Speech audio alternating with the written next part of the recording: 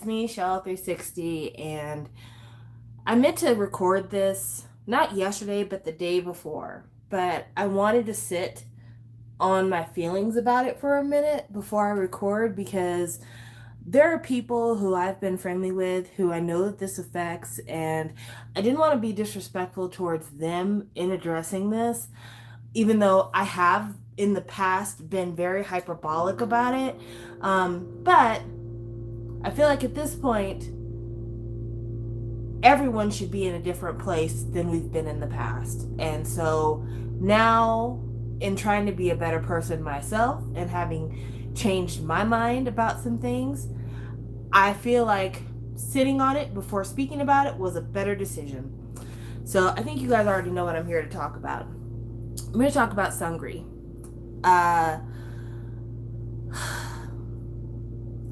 Recently, Seungri was found guilty of 9 charges in relation to trying to obtain prostitution services, and he was sentenced to 3 years and fined about close to $1 million worth of fines. And this is not, hi Sarah, this is not the end of what's going on with Seungri. I want to be very clear about that. This is not the end of his court cases. This is the end of his military tribunal, but this is not the end of his court cases. He's still got a few more things that I think he's facing, and also there's still a round of appeals to be had, because as we have seen time and time again in Korea, whenever a celebrity gets found guilty of something, there usually are appeals, or even if you're not the celebrity, if you're just the person who attacks the celebrity, rounds of appeals. So this isn't really done, but it's something that we've all been talking about, has been a part of our news cycle now for 2, almost 3 years. So at this point, it almost feels like closure, because for so long we've been waiting for a court to make a decision, and a decision has been made. Now I want to talk about the reason why I say I want to be more sensitive about this than I have been in the past when it comes to like people that I know that are fans.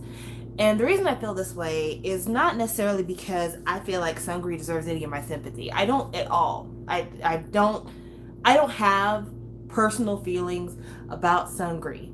When it came to Big Bang, he was never my bias. He was always dead last in my list of people that I cared about for that group. So it's not about being sensitive to him. It's about fans. Because there have been groups of fans. You can find them very easily. You go on Twitter and you type in Seungri. Anybody who's got a 4-leaf clover in their name, fucking block. Just blockchain it out, because that's what it is.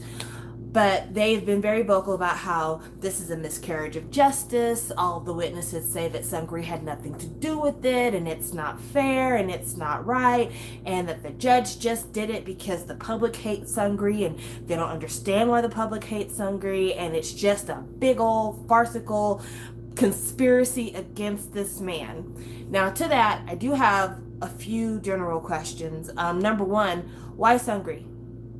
Like, that's my main question. Anytime anybody says they are the victim of a conspiracy, my follow-up is why? Why would people exert the energy? Why would they take the time? Why would they build all of this mechanism, if you will, just to focus on one person? Why would that person be the person they would pick? And I think it's a valid question to ask, because it's not like Seungri is the only member of Big Bang to ever get in trouble. He's not even the most important member of Big Bang to ever get in trouble. I mean, Daesung was practically pinned with a murder, and then more recently was accused of running a whorehouse, kind of, because they said he bought a building full of like escort and hosting services. G-Dragon was caught smoking weed in Japan, I believe it was. Top got caught smoking weed and almost died in the course of all of that.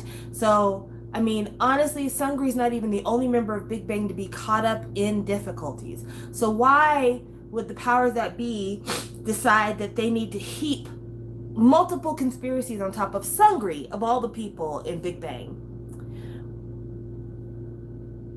If you don't necessarily have an answer for that question, that's okay. But I say all that because I think sometimes you have to ask yourself questions in order to understand your reality. Sometimes it's easy to get caught up in the fervor of a fan community and have people all around you saying, this isn't right, we need to do something, and not really take the time to say, okay, well, if I was able to approach this from a third party perspective, what would I see here? And those that are saying that it's a vast conspiracy and everyone has always hated Seungri, why? Why? Do you think that people always hated Seungri because they felt he didn't deserve to be in Big Bang in the first place? Do you think that the government cares enough about the fact that he made it into Big Bang that they would decide to bring him into a criminal court situation and try to charge him with different crimes and then also find him guilty?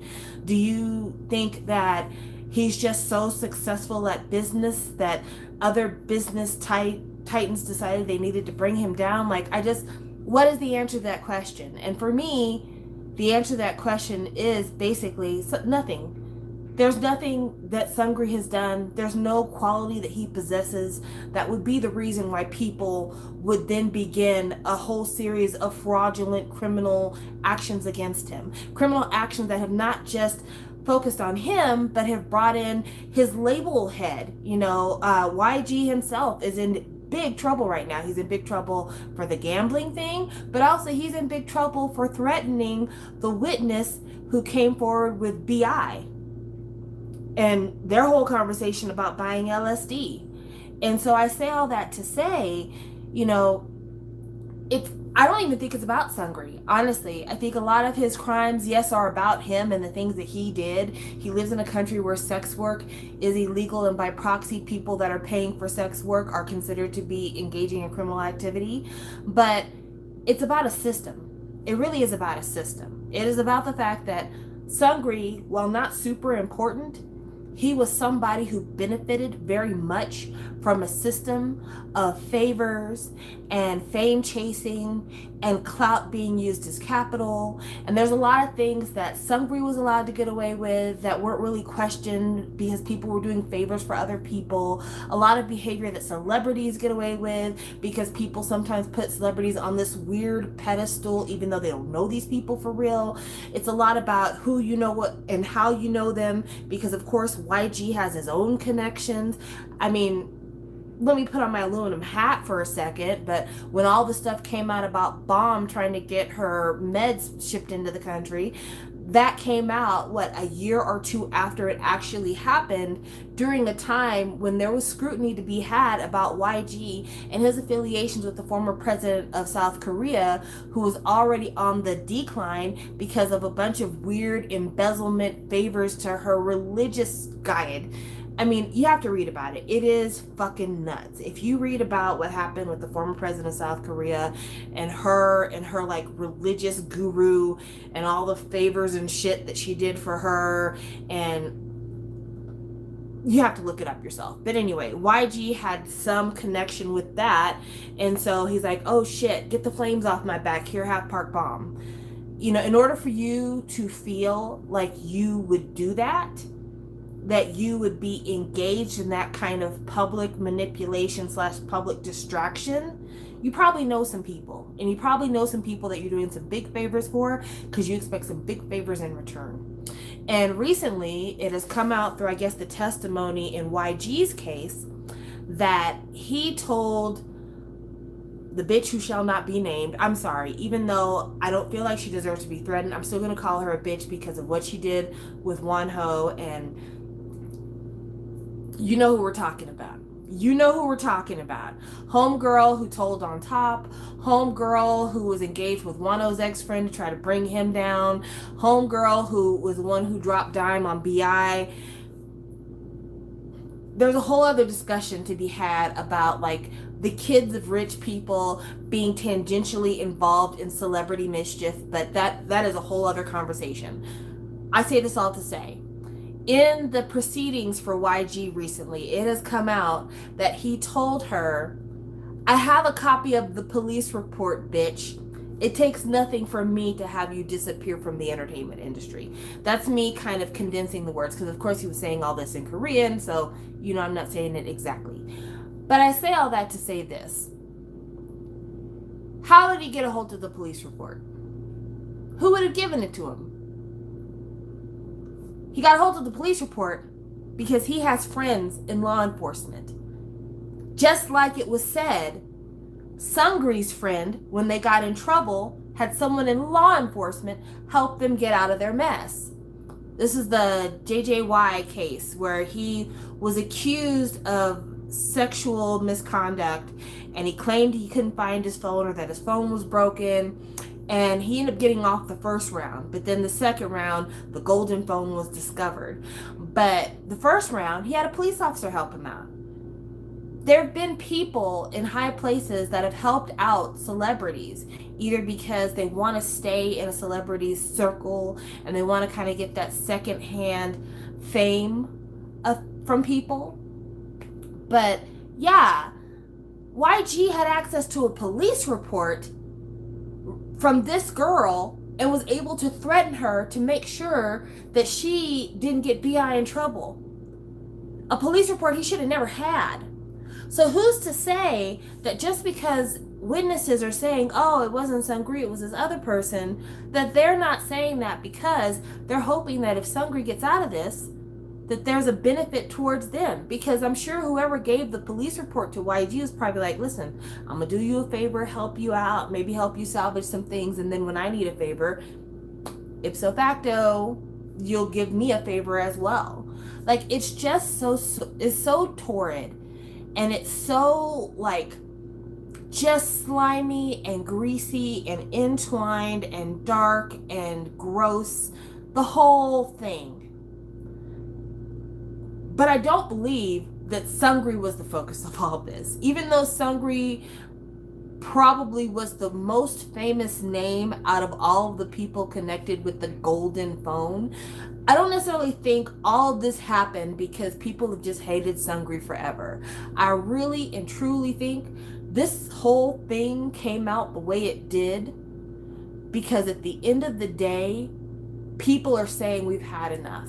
Just like Black Lives Matter has started picking up steam, just like Me Too has started picking up steam, just like Stop Asian Hate is picking up steam, just like we're trying to get reparations and answers for all the residential schools throughout North America.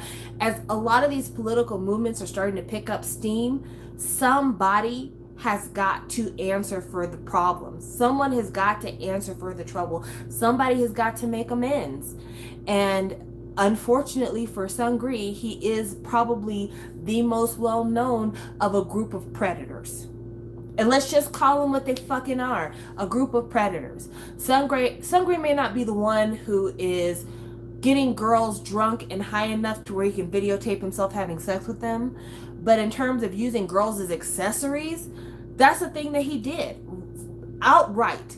Whether you're a fan or not, whether you believe in his innocence or not, the fact of the matter is, if you look at his videos, if you look at his stage performances, if you look at the parties he hosted and the tons of women that were invited, women were props. They were always props. Their humanity was not really respected. And in a time when Me Too is on the table and women in Korea more than ever are speaking up for their freedoms against a patriarchal, misogynist society, there are people who are asking for answers. And unfortunately, Seungri has placed himself in a position because he's involved with this pack of predators that all of a sudden he's got the focus turned on him.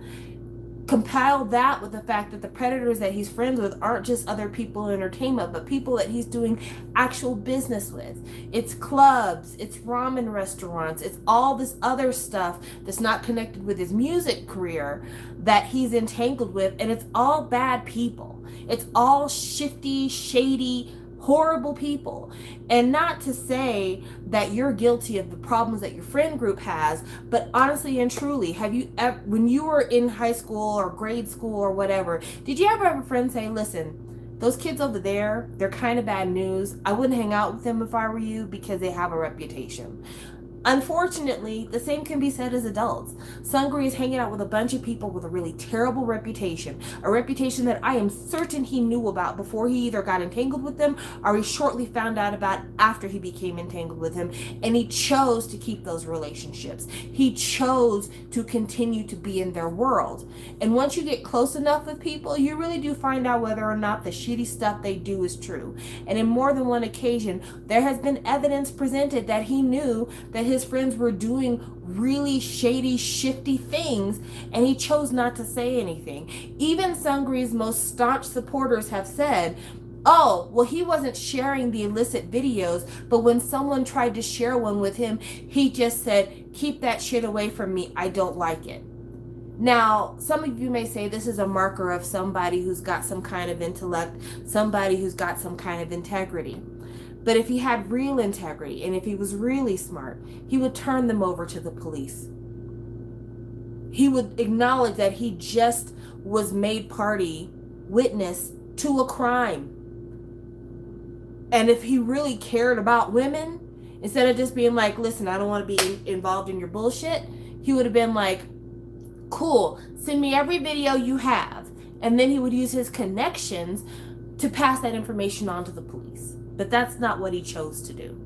And so it's really weird to me for people to defend him and say, well, he's not as bad as his friends. But those were his friends.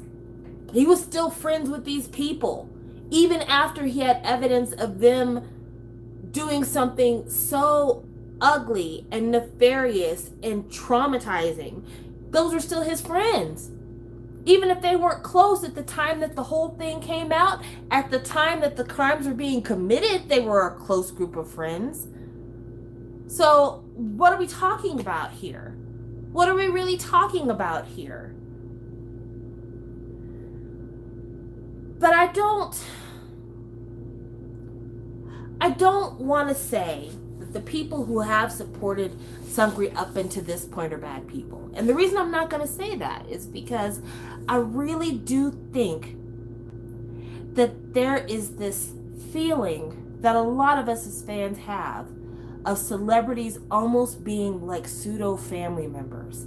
And I think if you care about a celebrity, you hold out hope that perhaps things will turn out okay, that perhaps it's a misunderstanding, that perhaps some other evidence is going to come up and it'll be all right. It's comforting to think that it's a conspiracy theory. It's comforting to believe that maybe somebody is just looking for a scapegoat and that it's not this person that you care about. Because in order for me to say, oh, well, you shouldn't take celebrity that seriously, or you shouldn't care about celebrities the way you do, if I was to say something like that in regards to a case like Seungri, then I'd have to be talking to my same self when I was sitting on YouTube crying over Jonghyun passing away.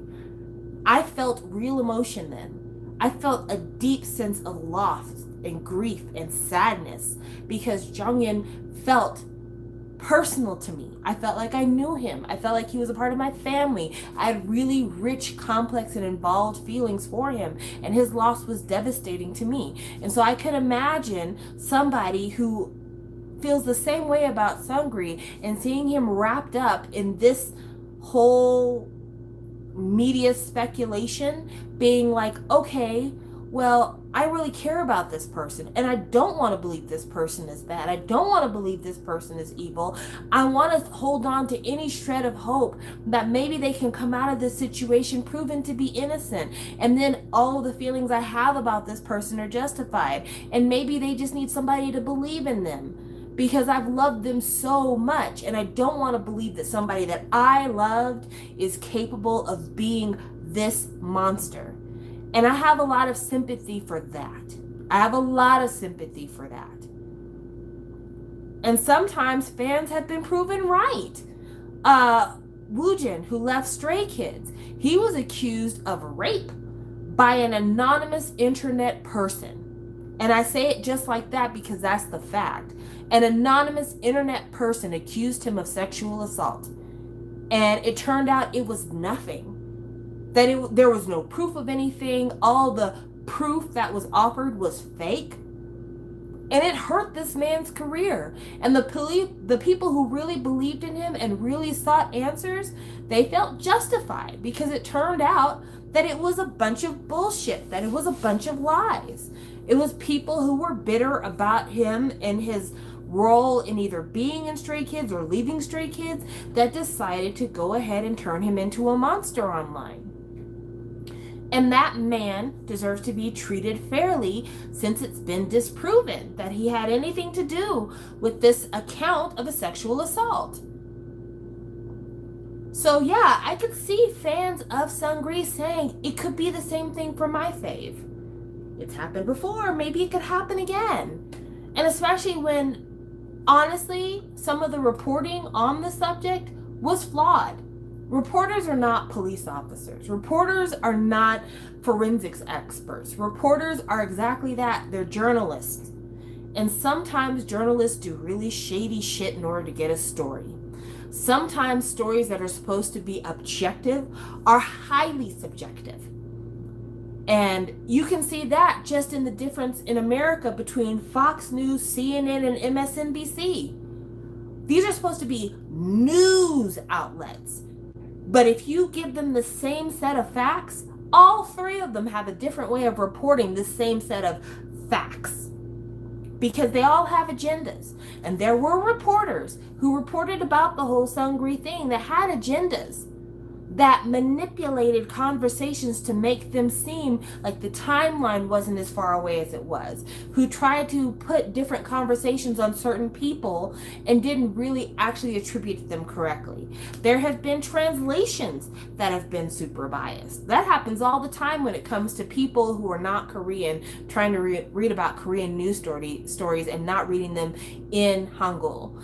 You have translations that sometimes are flawed. So I could see somebody being a fan internationally and finding out, oh, this article is mistranslated, or this person didn't actually say that, or the way it was reported made it seem like two disparate things were the same. I could see a fan latching on to that and being like, okay, I feel like maybe there's a chance that they didn't actually do this. Maybe they really weren't involved with this. Maybe this wasn't them. But now here we are, after, again, years of dealing with this. And he's been found guilty. And that doesn't necessarily even mean that being found guilty means you did it. Because, honestly, how many times in criminal justice have we seen innocent people being found guilty of crimes? Hell, in America, so many people have been convicted of crimes that they didn't actually commit, that they were just scapegoats, where there were facts showing that the police set them up. There have been people that have been executed that we now know were innocent. I mean, as a black person, I could tell you personally, the amount of stories of black people accused of crimes that was justification for other innocent black people to be tortured and killed, endless. So who's to say that guilt is real guilt in a criminal case judicial sense? But the facts are, number one, we don't know Seungri. Number two, we know that Seungri had affiliation with some people who actually did commit some real crimes. He didn't stop his affiliation with those people immediately after he found out what they did. His label boss, someone who he's been very close to, is now currently facing his own criminal charges. And while his supporters are saying that he shouldn't be found guilty for all of the prostitution accusations against him, no one's debating about whether or not he's guilty of the gambling charges. So now what do we do with our feelings? Now what do we do with where we are? If it was me, I would ask people to give me space. Like, honestly, like if this was me, if we were sitting here talking about Minho from SHINee, I would ask people to give me space. I would come on here like I'm coming right now. Like, listen, I know a lot of you know what a big fan I am of this person. I know a lot of you know how hard I have been campaigning for their innocence. And at this point in time, it looks like the court has decided otherwise. And I need a moment to sit in my thoughts because this is still a shock to me because I had been hoping for a different outcome. And I just want to have some time to align the reality of the situation with what I hope would be the reality of the situation. Please give me that time. I'm not saying that I don't believe any victims. I'm just saying I need time. So please don't bring this person up in my mentions. Please don't ask me questions about how I feel about this, because what I feel right now, if you really want to know, is hurt. That would be my response because that would be my truth. And I wanted to get on here, and like I said, I wanted to see this from a lot of different angles before I addressed it, because I have friends who are huge VIPs. I have friends who are huge Big Bang fans. And I have people who specifically buy Seungri that I have known. And this whole situation has been a lot for them. It has been a lot for them. And also, let's not forget about the fact that there is community in adversity. This is something that a lot of people don't really think about when they think about why would somebody be so supportive of somebody who so many people think is wrong. And I'll tell you why. Because there are a lot of lonely people out there. Hell, I'm a lonely person. I celebrated my birthday and none of the people who I'm friends with knew about it. And so I went the whole day thinking, I wonder if anybody knows it's my birthday today. No one said a word. But that's okay because I don't really celebrate my birthday like that. So it didn't hurt my feelings. It was more kind of a game to see who would notice. But I say all that to say, there's a lot of lonely people out there. And the group of people online who have supported Seungri have found community with each other. They've become extremely close. They've created safe spaces where they can talk about Seungri without somebody telling them, you're a vile human being, you're horrible, you're terrible, how dare you, what an awful, awful person you are.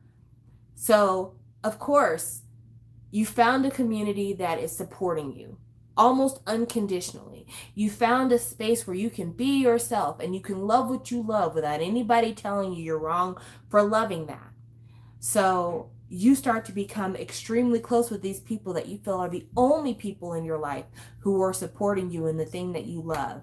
You start to develop close friendships, and it starts to seem like any attacks on Seungri are not just an attack on him, they're an attack on you, and they're an attack on the persons that you've become close with in the community that you've built together. So of course, when the worst outcome happens, you guys are banding together, and in your little community, you guys are thumb upping each other. Y'all are quote tweeting. Y'all are making your inside jokes. Y'all are telling each other it's not over. Y'all are gassing each other up. Y'all are seeing each other through a hard, horrible situation for you guys.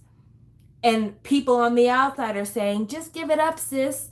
Can't you see it's over? He's been found guilty. What are you hanging around for? Why are you still being so positive about this? Why are you still supporting him? Because it's not even about Seungri anymore. Yes, it is about him in terms of his name is attached to the movement, but at the same time, it's about all these other people who've now become kind of a second home for me. All these other people who've been supporting me personally. All these other friendships I have found. And in order for me to give up on him, I have to give up on them, because I either have to support him or I have to leave them. That's what it is. There's no in between. In the pro Seungri community, you either support him through it all or you're not a part of the community anymore.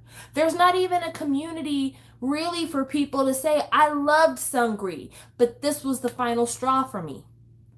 There's no sympathy for those people. And those people exist, and they deserve to be seen as well. They deserve to have a pat on the back for saying the lives of victims matter more to me than my love for this idol. But they're not even seen. No one even talks about them. No one even gives them the pat on the back and the sense of community that they deserve to help work through a set of very complex feelings. Instead, the entire focus is on that pro Seungri community and how no matter what fucking happens, they're together. And there's tons of these kinds of communities.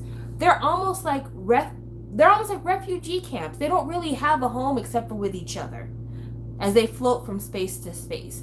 There's a whole Yuchin camp of people who are like, no matter what, Yuchin's the greatest entertainer that ever lived and we need to support him.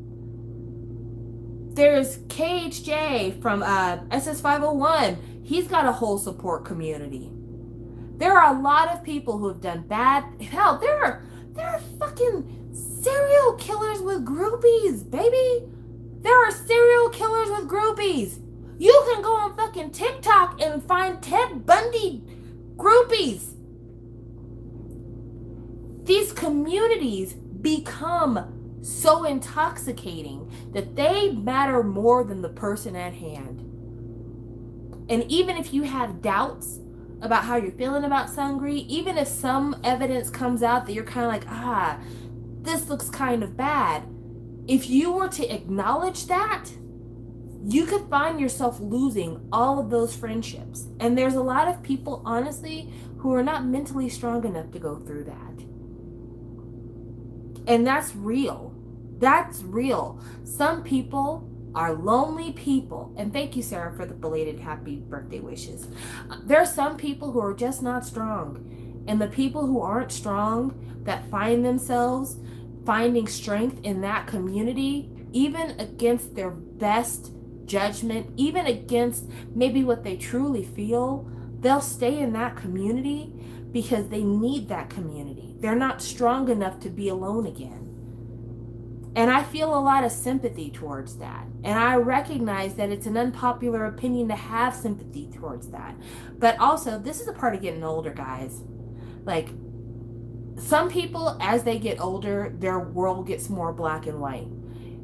In my case, the older I get, the grayer my world becomes. And it becomes less about what we're talking about than the motivations of what we're talking about. And I see the motivations. It's less about people who seem like absolute delusional people, and it's more about people who are clinging on to an idea or a symbol that gives them comfort, even when the reality of things goes absolutely against that. And I have understanding for that. I almost have sympathy for that. Almost. But I would counter that to say, if you're able to identify that that's where you are, if you're able to identify that it's not about you legitimately having sympathy for this person, but being more afraid to escape those communities, I just want you to know we're waiting for you on the other side. Me and the people that I have known who have had to let go of toxic faves, we're waiting for you on the other side. There's more people out here who are ready to support you. There's more people out here you can say, do you remember the good times? Do you remember back when OT5 was unproblematic? And they're willing to say, yes, I do. Yes, I remember. Yes, I recall. Yes, it's okay to talk about that here. It's hard. It's hard. It is hard. But there are people who are willing to support you as you let go. There are. Hell, I'm willing to support you. I'm willing to say it right here. If Seungri was your bias and this whole situation has been draining on you and what you need is time, but after you've had that time, you're ready to separate yourself from who he is now and kind of come back to the world, I'm here to support you. I really am, because I know how that feels. I'm still getting over Justin Timberlake as we speak. I'm still getting over Justin Timberlake. You know, I can't let go of the guy that I liked in NSYNC who sang Gone. I have a hard time letting go of the Justified album. I have a hard time letting go of how fucking awesome the song Tunnel Vision is off of the 2020 experiment. Like, there are a lot of things that I still to this day I have a hard time letting go. But am I going to continue to buy Justin Timberlake albums moving into the future? No. Am I going to continue to support him and his movie projects and his television projects and any other fucking thing he's doing? No. I kind of had to close the door on Justin Timberlake because it came to a point by supporting him, I was supporting all the problematic behavior that he had displayed over the years. And then I had to ask myself, if this was anybody but someone whose music I loved, would I support this behavior? And the fact is, no. Hell fucking no. Hell fucking no. So why am I doing that for this individual who's never paid my bills, who doesn't know who the fuck I am, who's not really doing anything that contributes to the health and wealth of me or my community? Because I like his music? Because I thought his voice was cool? I had to let that go. But it was tough, and it still sometimes is a pain point, and it sucks that we can't really talk about him in a positive way anymore. So Astrid says, we've known JT has always been a jerk though. May I know what changed? I'll tell you what changed for me. And this is something that, again, growth. Sometimes we grow. You gotta let people grow. I initially, when the whole Nipplegate thing happened, I remember thinking, like, people are mad for the wrong reasons. I was never mad at Janet. I was never mad at Justin. I was mad at people because I remember thinking to myself, this doesn't seem like this is a big deal to me. And at the time, I wasn't a parent. I was a college student. And I'm like, I don't get why people are so hell-bent on making Janet Jackson seem like a villain. I don't know why people are mad at Justin Timberlake. It was just a performance and it was super duper quick. Like, I barely even caught it myself, and I watched it in real time. In fact, I was in a room. I remember this very well. My sister had just given birth to my nephew. I would end up having my daughter a year later, and I was sitting on the couch in her living room with my mom, my sister's dad, his wife. The baby was sitting in the car seat on the floor, my sister, and we were all sitting in the living room watching the Super Bowl. We were watching the halftime because I was a huge Janet Jackson fan. I was a Justin Timberlake fan. I'm like, yes, can't wait to watch the halftime. It's going to be lit. We're watching it, and I was the only person in the room who said, did Janet Jackson's titty just fall out? I was the only person in the room that caught it. I was in a room with 4 other adults. No one else saw it. And I remember then thinking, that was a weird way to end that segment. And then I just went on about my business. Then later on, everybody's like, Nipplegate, what was like the most DVR'd moment in history. Apparently it was a big part of the reason why like Google searches became so popular. Like, it actually has a place in internet history if you look back at it. But at the time, I didn't think anything of it. I really, really didn't think anything of it because at the time I was like, you know what? It's just entertainment, guys. No big deal. And I was grown, so like it wasn't salacious to me. It wasn't scandalous to me. The Crimea River video. I remember watching that video and seeing it as a revenge fantasy. And as I was watching it, I wasn't thinking about how much I hate Britney Spears and that I was glad that Justin Timberlake was doing this to Britney Spears. More, when I was watching the video at the time, I was thinking, this fucking beat is sick. I love the way that this video is filmed. Justin looks great right here. And I remember thinking, as a person who had been in a relationship where I had been wronged, this was a revenge fantasy. And I was like, I get this as a revenge fantasy. I didn't even think about the fact that this was him speaking about a situation with a real person and making media fodder out of a situation that was maybe hurtful to him, but also may have been painful to Britney. I didn't think about that at the time. Instead, I just thought, like, I like Justin. I like Britney okay, but I like Justin more. And this is a cool video. Also, I've been cheated on. Yeah, let's fuck up their place. Let's have sex on their bed and let them feel like, haha, look at me. I'm doing better than you ever were. And I think that I just didn't have the wherewithal at the time to consider the motivations. I didn't have the insight at the time to see the overarching circumstances that all of this was involved in. And then, funny enough, because I'm a shallow bitch, what changed the situation for me was Man of the Woods. Let me tell you a little bit about it. So, Justin Timberlake was not my bias in NSYNC. My bias in NSYNC was very clearly JC Chasez. However, when JC came out with his solo album, I'm like, this is not at all my kind of music. Obviously, JC doesn't want me to listen to him anymore.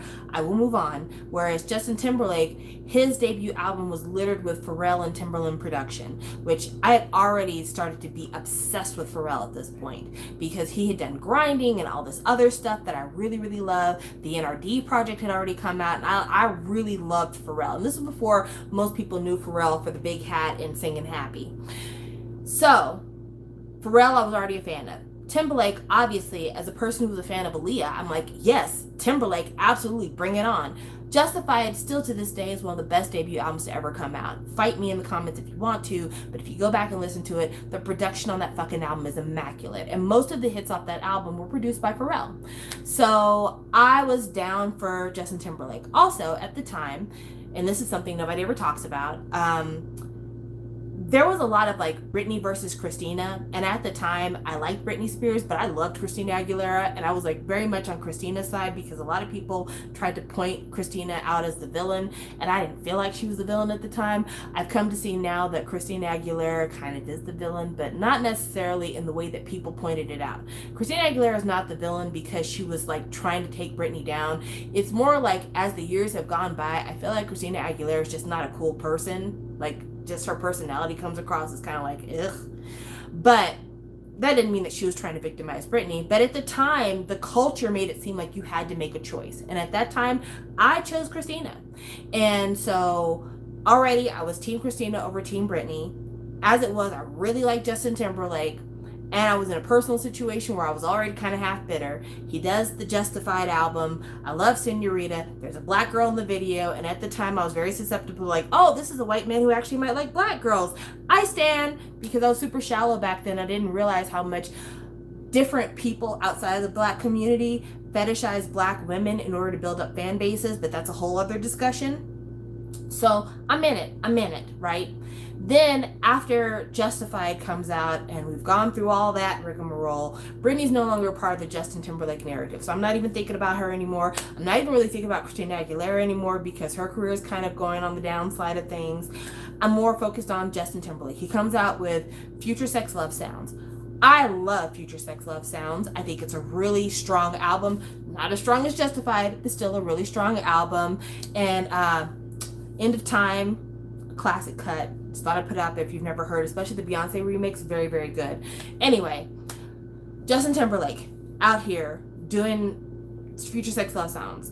This is when things for me and Justin start to sour a little bit because Justin got super cocky with this album. Not to say he wasn't cocky before, but this album was mostly produced by Timbaland because at the time, Pharrell was trying to get the Clips out of their record contract. And he had told the label, if you let the Clips out of their record contract, I will produce the entirety of Justin's album free of charge.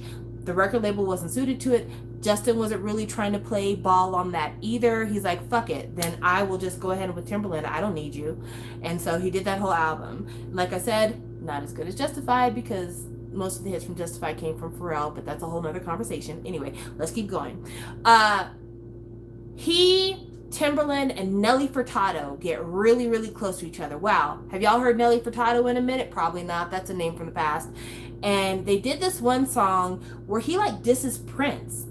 And I'm like, why did you do that? That's such a random thing to like be mad at Prince. What the fuck did Prince do to you, number one? Number two, that's fucking Prince. Like, what? You're a white man operating in black spaces. You have a black production team, black writers, black features on your songs. Like, you really are propped up by the black community at this point. And one of the people who the black community considers a musical icon, and you know, like there are a few names that when you say them, like singular names, everybody knows who the fuck you're talking about. Like Prince, Madonna, Whitney. Even when you say the name Michael, if you just say Michael, most people think, oh yeah, Michael Jackson. So for you to go at Prince, that's really bizarre. So this was already kind of me starting to like get off of it. Then he starts to, the Nipplegate thing I think had happened before that, but Prince said Sexy It Never Left. Then JT had Sexy Back song. I think JT was on Prince's level. No, JT was thinking he was on Prince's level. Exactly. JT was not on Prince's level at all.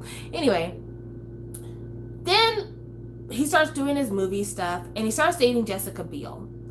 And at the time that he started dating Jessica Biel, people started talking about Justin's dating history. And they started talking about Justin's dating history and the way that he utilizes women in his videos. And it started to be that we started to look more at like, okay, Justin has black girls cast in his videos, but when it comes to his dating life, it's really him and white women. Bizarre, weird. They started talking about the fact that like he seems to be one of those people that when he dates women, he tends to villainize them when the relationships break up. So that was a whole thing. And like when he and Jessica Biel broke up before they ended up getting married together, I think he like went really hardcore on the flirting with Mila Kunis during their whole movie thing that they did, which that's, if you ever watched that Mila Kunis Justin Timberlake movie, dumpster fire. Fucking dumpster fire. But anyway, so that started to like put me off because I'm like, wow, it almost feels like he's doing the same thing to Jessica Biel that he did to Britney, in terms of like, the best way for me to get at you is to show me being hypersexual with another woman, which that's suspect. That's weird. It kind of sounds like you have a small dick. But him and Jessica Biel get back together. 2020 Project comes out. 2020 Project really was the first half, not the second half. The first half was really great, super amazing. But the video for Tunnel Vision, that's when I was like, okay, maybe I don't really need to be listening to Justin Timberlake like that anymore. The video for Tunnel Vision is literally Timberland and Justin fully dressed in like blank rooms with weird lighting, surrounded by butt naked women dancing. And when I say butt naked, I mean not a thong in sight, like ass cheeks and nipples. And so I was like, this feels wrong. Because this is after the Blurred Lines video had come out, which was also like naked women. But it's just, how does this have anything to do with this song? Like, this is a great song. It's a song about being in a club and seeing a girl across the room and you don't see anybody else in the room but that person because that person is so stunning. I mean, I guess if this person is the only naked person in the club, then maybe the video and the song have something to do with each other, but they don't really. But I remember thinking then, like, wow, Justin Timberlake's got a real problem with women. Women are something that he's not completely dealt with. Then Man of the Woods comes out, and a lot of these problems that people had they talked about but hadn't really talked about start to be addressed to Justin Timberlake. And Justin Timberlake's response to the questions that people have, at this point, Justin Timberlake is in his mid-30s. He's not a teenager. He's not in his 20s. He's in his mid-30s. He is married. He has a child at this point. His response is, that shit was in the past. I'm not even thinking about that. I'm thinking about this new album. And that is it. That's it. That's it. Not, I'm a different person than I was then. I recognize where I've done the wrong thing. Instead, it was like, ain't nobody talking about that old bullshit. I done settled all that. Leave me alone. And that was when I was like, I need to divest myself from the business of Justin Timberlake. You were already feeling like things was weird, but for him to just be that absolutely flippant instead of learning from the past, I'm like, yeah, no, this is a fucking man-child and I'm grown and I can't be involved in having any kind of fandom towards someone who is that stuck in their bullshit, who doesn't see anything wrong with the shit that they've done. And then later on, it was his wife being an anti-vaxxer, which I remember thinking, that's fucking weird as shit. The fact that the rollout for Man of the Woods was very much like it was going to be a country album, but then again, it was another album that was made on the backs of black people. Also, him like half cheating on his wife with a black girl, That's a great thing. Be married to a white woman and make the black woman your mistress. That's cool. We love that. Again, fetishization of everything. Because the women that he was publicly dating were white women, but apparently the reason why Janet Jackson brought him on to her Super Bowl performance in the first place is because they had dated in secret previously. And that's also the reason why Janet Jackson's vocals appear on the song Take Me Now on the Justified album. So, yeah, when all this stuff came out where people were reevaluating the Britney Spears situation and going back to the Justified album and going back to the Crimea River video and talking about how creepy it was and everything else, at that point, I had already let Justin Timberlake go. At that point, I hadn't supported Man of the Woods. At that point, I hadn't supported a lot of things from him. But I was like, I feel really good about my divestment of him because I had already started to let him go. And so at this point, the song he did with Trolls and everything else, it really didn't have anything, it didn't have any effect on me because I had already let Justin go. And so, yeah, that was how I let Justin go. Now, Astrid is saying he was really insufferable for me since the NSYNC days. Well, that's your opinion. He was too full of himself even back then because he was talented. He gave me that vibe. Good thing time came when people acknowledged his behavior. No, people aren't talking about the fact that he's full of himself. People aren't canceling Justin Timberlake because he's full of himself. People are canceling Justin Timberlake because of the really serious ways that he manipulated and utilized other women's pain in order to prop himself up, and his misogyny. But him being full of himself, there's a lot of celebrities who are full of themselves and they can back it up. I mean, to be honest, let's talk about Rihanna. If we're going to talk about celebrities who a lot of people feel have attitude problems, but it's completely justified because they are that bitch. Rihanna is not giving you no music anymore because she has made $1 billion off of cosmetics. Why would she worry about you wanting new Rihanna music when Rihanna's music didn't make her a billionaire? So if she seems full of herself, or she seems like, oh, you're just a musician, you need to be concentrating on your music instead of all your panties and your bras and your makeup. Fuck you, like she's full of herself for a reason because that bitch is smart and she saw a space and she fulfilled that space. For a lot of people, Fenty was the first time they ever had shades of cosmetics that worked for them. Rihanna saw that. Like there are people who are complete and utter jackasses, but they kind of can be because of the level of talent that they bring to the scene. There's a famous clip of Beyonce on tour where she's performing on stage and something happens with the lights and it fucks it up, and she's singing like, somebody's about to be fired, while she's performing. It's a hilarious clip. But somebody like Beyonce can do that because she's fucking Beyonce. She's fucking Beyonce. And she's like, I'm paying for all of this. So yeah, if somebody's gonna fuck up my lighting or fuck up my sound, yeah, you're fired. And it might seem like a jackass thing, it was just one mistake, but I run a ship where one mistake could sink the ship. So this is how I feel. So like, I don't know. I don't think that saying that somebody seems full of themselves is a good excuse to be like, I never liked them because they seem full of themselves. They weren't humble enough. I've gotten to a point in my life where I've seen the phrase humble be used as a weapon against people actually loving themselves. So I no longer feel like you have to be humble about things in order to be considered a good person. I think if you're talented and your talent is obvious and you celebrate the fact that you are talented, I don't see anything wrong with that, because there's been too many times where people have been told to be humble because people didn't want to acknowledge their greatness. But that's just my opinion. Astrid, you have your opinion as well, but I'll just say that for me, that wasn't enough to cancel him, and it's not enough for me to cancel a lot of people. It might make me feel like I don't really like them, but it's not enough for me to cancel them because they're not humble.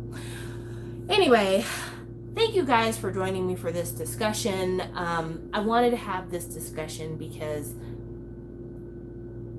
I feel like the whole Seungri issue, whether it's Burning Sun, Golden Phone, gambling or prostitution, all of that, I feel like this whole situation is a part of the death of second gen. And I mean, as much as I'm trying very hard to be a part of fourth gen and possibly fifth gen, not sure, I'm a second gen bitch. Like I have been for a really long time. And in being a second gen bitch, these things have been kind of like the tombstone on second gen. Like there are acts in second gen who have seen a lot of welcoming in their continued activities. Like SHINee has been really welcomed by a lot of people that aren't a part of second gen.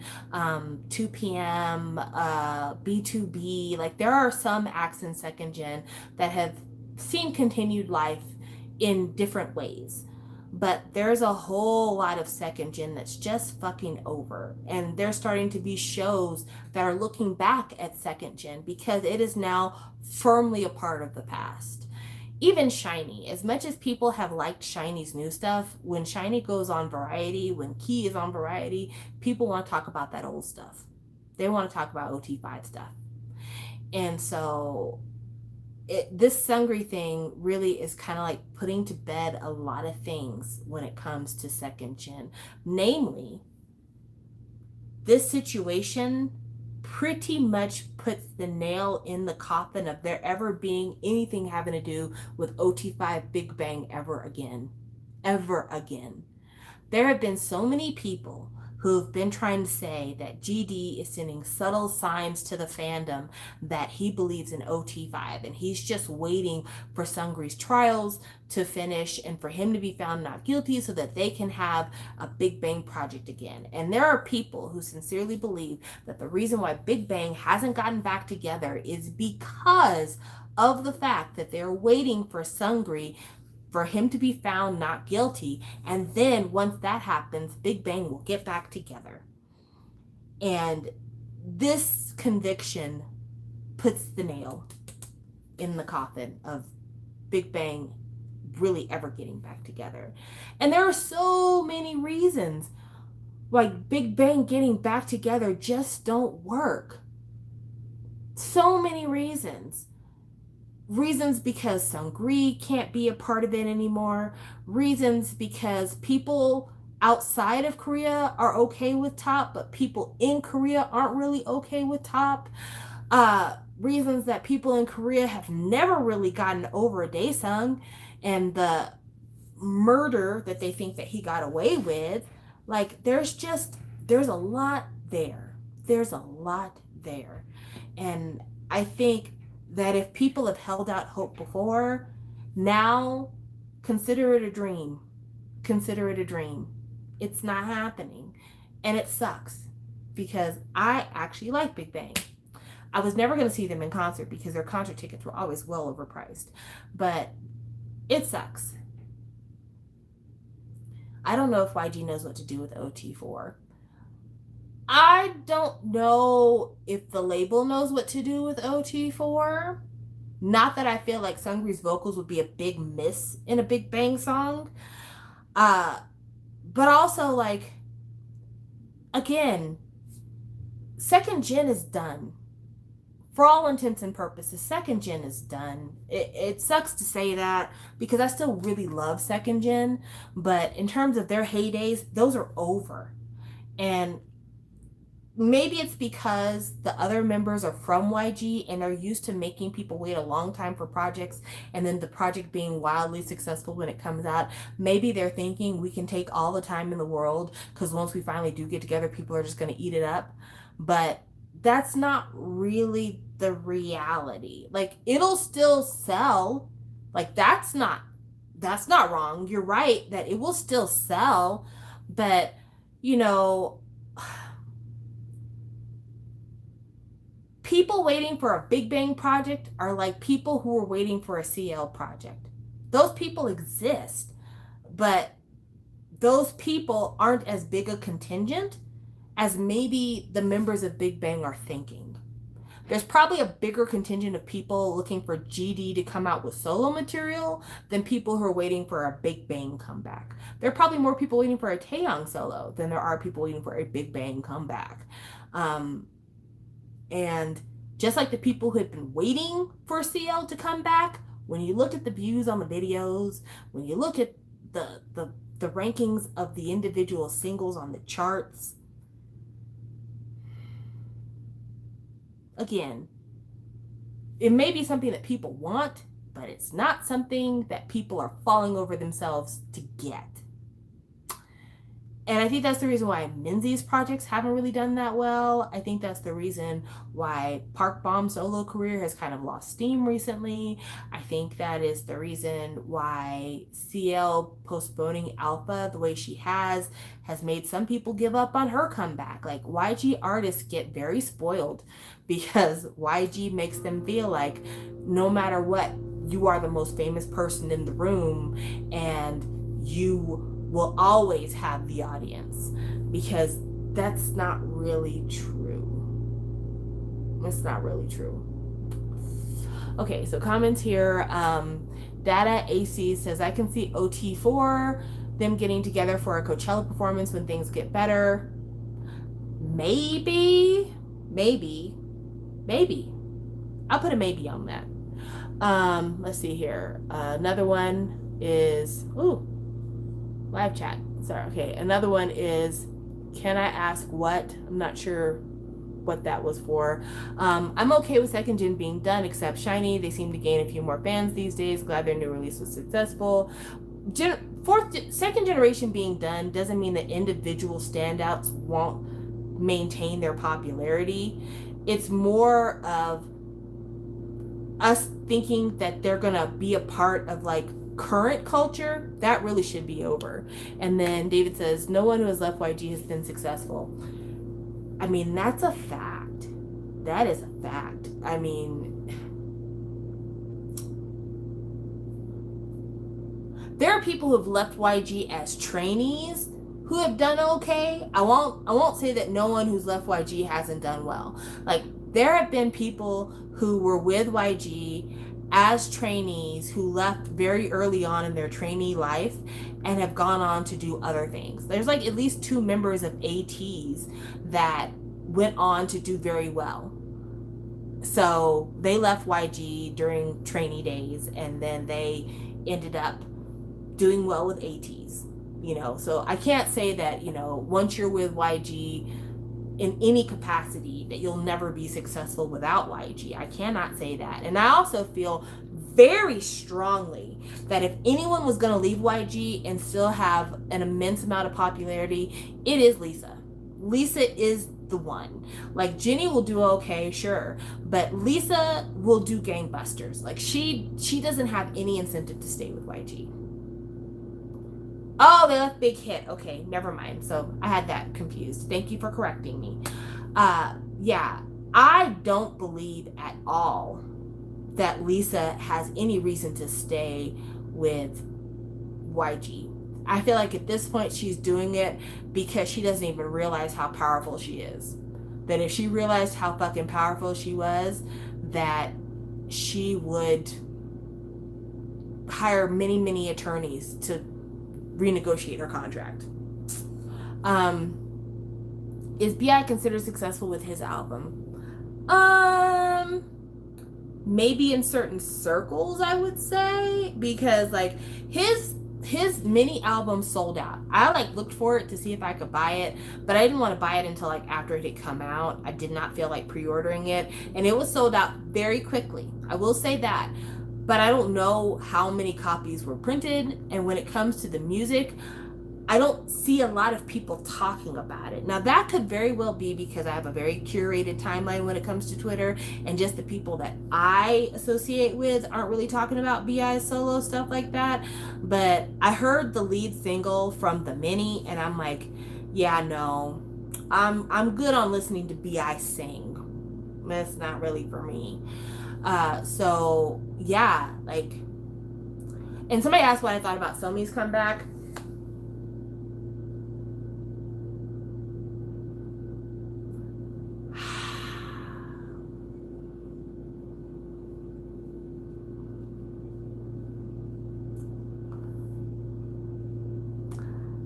Dum Dum has a really good chorus.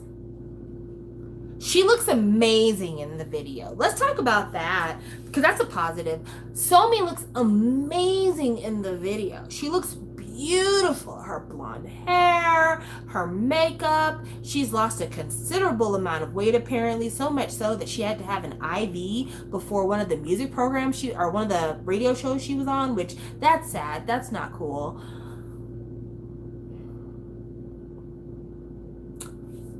Somi, you're grown now. You're grown now. I think you should go to therapy.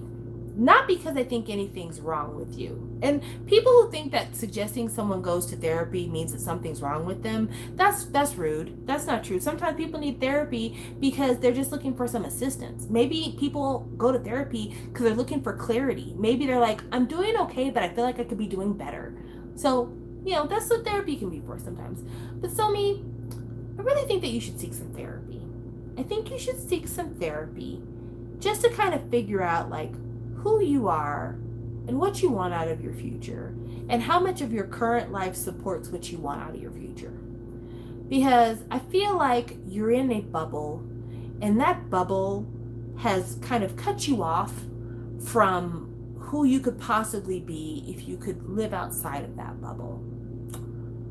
I think that Somi's father is a failed entertainer, and he saw that he had a really gorgeous daughter, and he decided very early on that because I'm a failed entertainer, I'm gonna make my daughter the star that I wanted to be because she's cute and she's got a fun personality and people will eat that shit up. And also I feel like her father is probably one of those people who recognized how Korea kind of fawns over whiteness, and so he looked at his daughter and said, even though you're Korean, you come across as white, therefore you are going to be a premium in the looks department, and that's going to take you very far.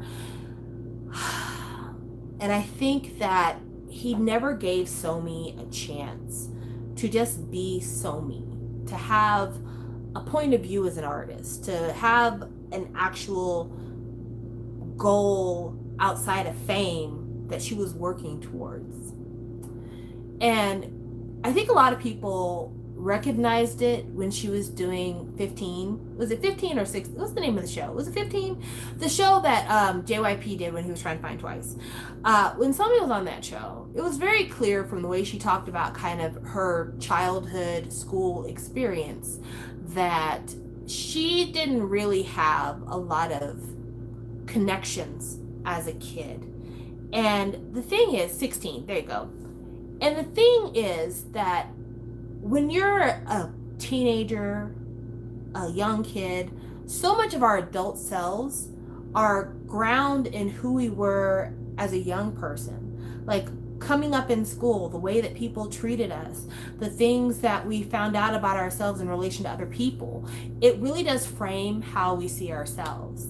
And growing up with people maybe telling you that you're not great, people not wanting to be your friend, people saying that you can't sit with us, you can't be a part of our friendships, there's a bit of isolation there. And I think her father introducing her to the entertainment business and finding that whereas her identity as a biracial person was something to be scorned about in school, made you something to be celebrated in entertainment.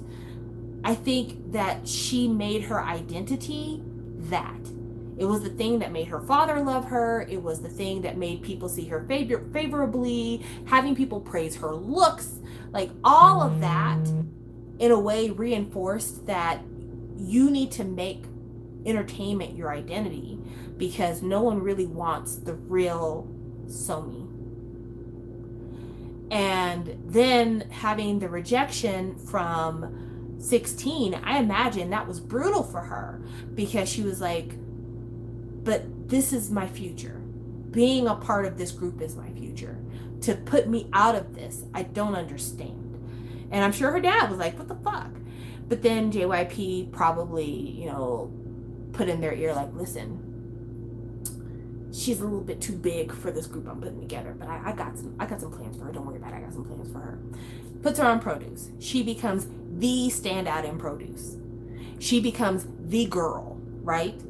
And honestly, I didn't watch 16 when it first came out, but when Produce came out, after it had come out, and she did the video with all the girls, like, just like I don't know, being silly. It was like a brick room and they were recording the song. It was the song that came out before Dream Girl. Anyway, that music video. I remember thinking, who is this white girl that's bouncing around the room? That was my first like introduction to Somi as a character in the K-pop universe. And I remember thinking, whoever this girl is, she is trying very hard to come across as fun. She is trying very hard to come across as bubbly. She's trying very hard to come across as like, what do they call it? A happy pill. Yeah, a happy pill. And I remember also seeing Chunga in that video and thinking, that bitch is serious. I don't know who she is, but she's not playing games here. And it turned out she wasn't. Anyway, Somi continued to like do everything that JYP told her to do. And her public persona became very much about like being the fun girl and being like the happy pill and being the bubbly girl.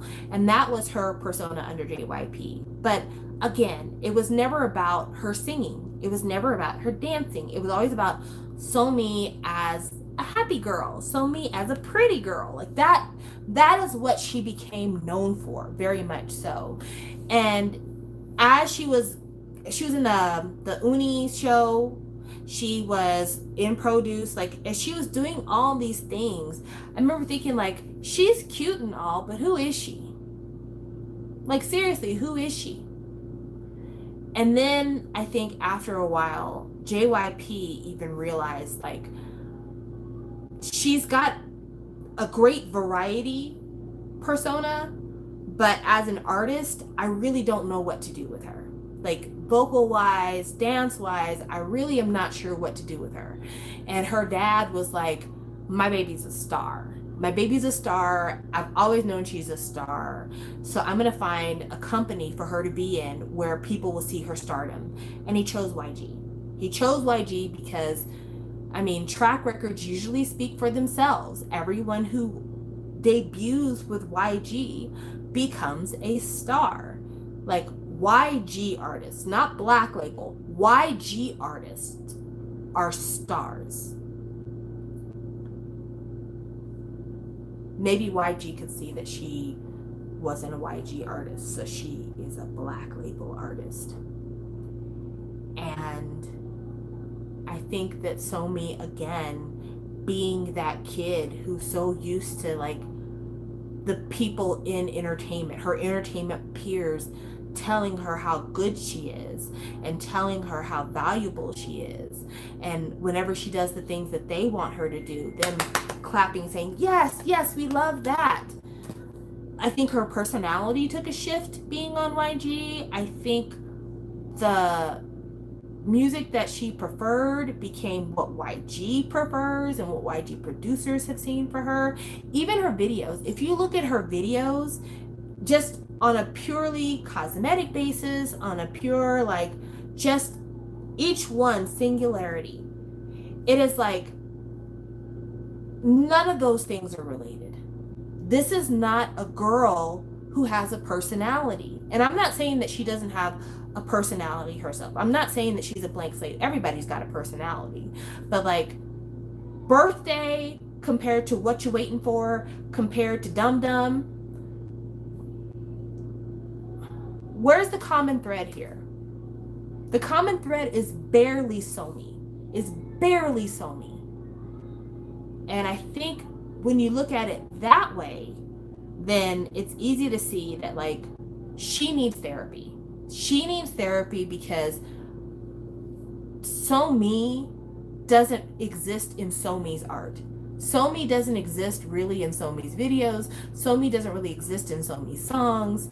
And even though we have talked about how YG artists seem very entitled and, you know, they're kind of spoiled compared to other K-pop artists, one thing is very true. YG artists on the YG label do have a personality. They do have a thing, something that stands out about them. You could run down to anyone and Bomb has a sound, CL has a sound, Minzy had a sound, Dara had a look. And that's not even being shady to Dara. Like, I really mean that. Dara had a look. Dara also has kind of like an interesting personality. Apparently, Dara is very popular in both the Philippines and Korea because of her very laid back personality, which I don't really watch a lot of the variety that Dara does, but she tends to be like one of those celebrities that makes friends easily with other celebrities. That's a whole other conversation. Then look down the row at Blackpink. Lisa has got that thing. Whatever that stardom thing is that people have, Lisa has that thing. Jennie has that thing. You know, if you look at the other two girls, Jisoo still, there's something about her that is very like wholesome, the kind of girl that all of Korea likes.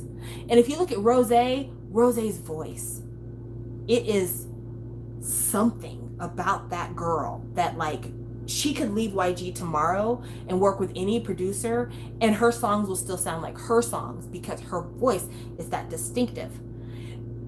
You can look even at Big Bang. In their heyday, each member of Big Bang had their own color.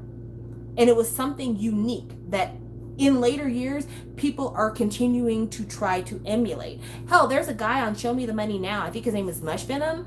He very much emulates a style that GD perfected. So I say all that to say, people who have been on YG proper have that thing that makes their personality. And unfortunately for Somi, it just doesn't come across in any of her music. It is very forgettable. And Dum Dum, more than any of her songs, is one of those songs where like the person who put this together does not have a point of view because the verses are so completely divorced from the sound of the chorus. Just like they don't seem like they're the same song at all. So yeah, I feel bad for Somi and I feel like she needs therapy. Okay, so Dara was popular here in the Philippines. They liked her because she was foreign, relatable, and seemed to be kind of clueless, hence the Krung Krung nickname.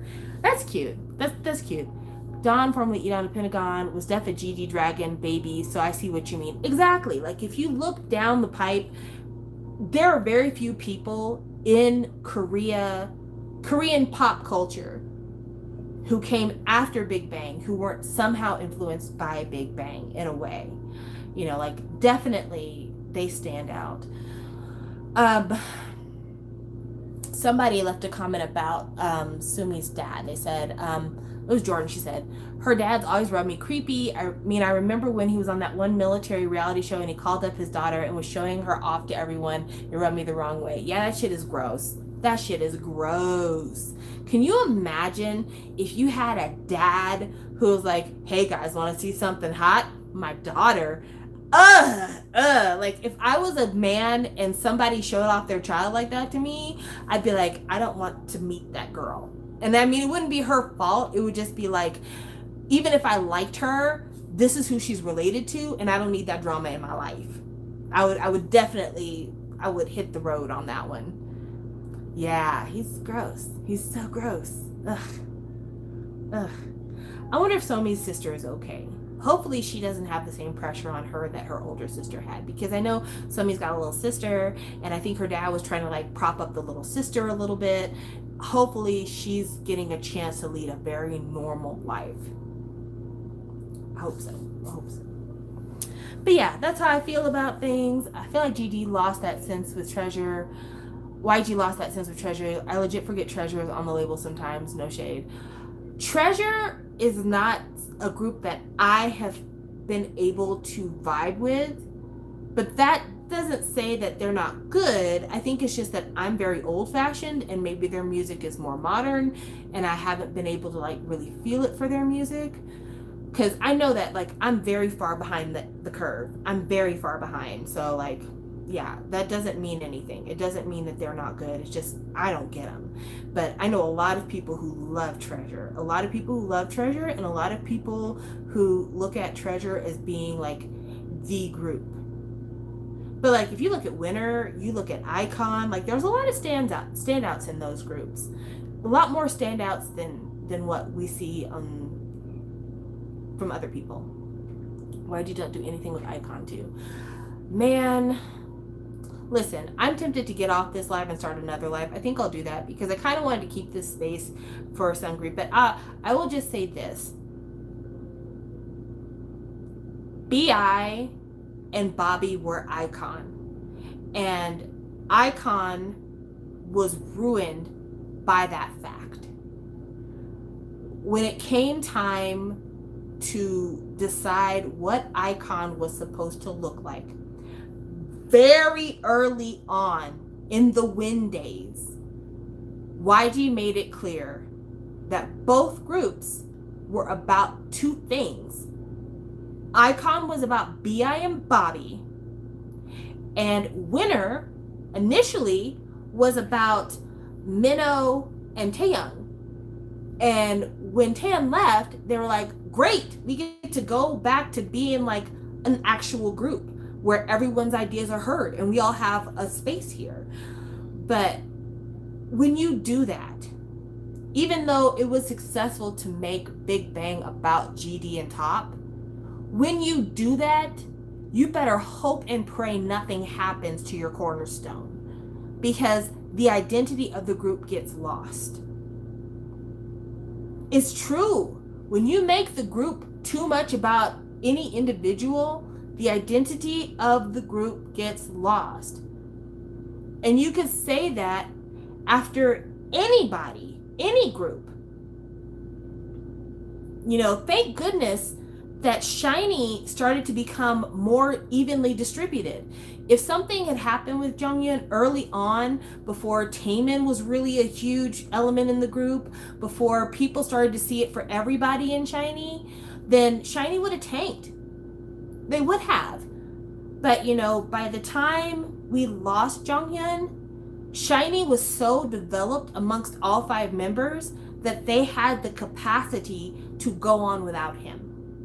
Even though he's still always there in spirit. You know, it's OT5 forever. But in terms of producing music, producing content, and carrying on with the name SHINee, those 4 individuals were well equipped to do that.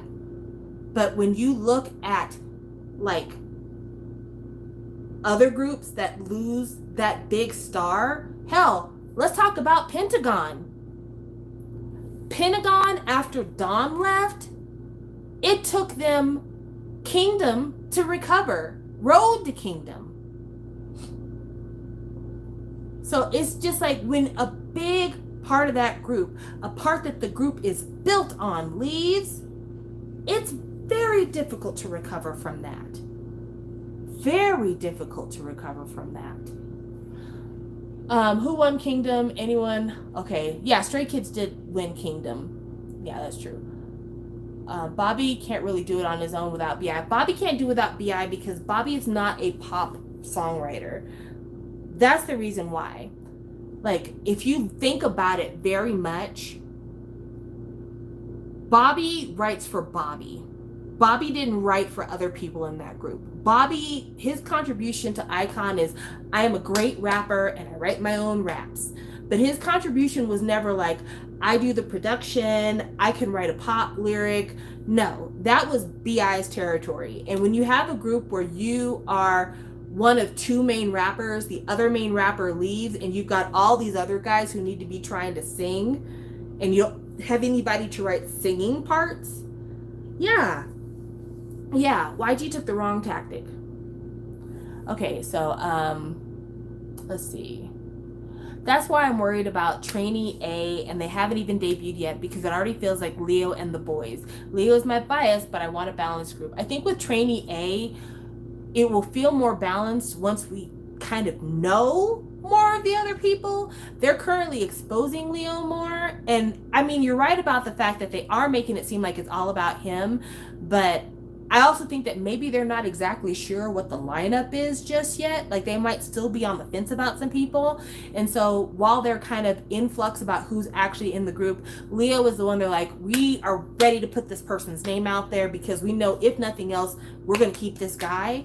And so, yeah, hopefully they'll start to let us know more about the other people and people can start to develop feelings about the other members. Let's see. Although I don't know why and I don't really get it, but it's just me, I don't really like them. I get it. I always go back to their performance of Lucifer in Tokyo after Junghyun died. It was so powerful. Man, I have tried over the last couple of years to watch the Tokyo performance that they did right after Junghyun passed away, their first performance as a foursome. I can't do it. Still to this day, I can't do it. I've tried.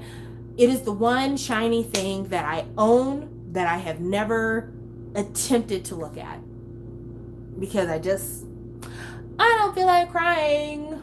I try not to unless it's happy tears. Shiny is really admirable that it's obvious every member carries their weight and would help support each other when they falter. I know, I like that about them. But I mean, there's other groups where it's very evenly distributed. Like, I mean, Girls' Generation didn't fall apart because Jessica left. So, I mean, that's my opinion. And Jessica was a huge part of the vocal line, like a really big part of the vocal line. But at the same time, they were like, we got girls who could fill in those gaps. And when you look at the Lionheart You Think album, that's a good album, guys. That's a good album. That's a good album. Now, I don't know if Girls' Generation would have fared the same if Taeyeon left. That would have been a blow. But also, she's the leader of the group, too. So, like, yeah, it would have been weird. It would have been weird. But, like, Jessica leaving, that didn't stop anything. Didn't stop anything at all. They literally went out to the junkyard, refilmed Catch Me If You Can, and kept it moving. BTS is also way too RM and Jungkook, my bias focused, in my opinion. Okay, so let me talk about that. Because when I first got into BTS, I feel like everyone was super hyper focused on RM and Suga as producers and songwriters. And in terms of like visuals, people were really focused on Jimin and Taeyeon. I felt like that was the way things swung at first.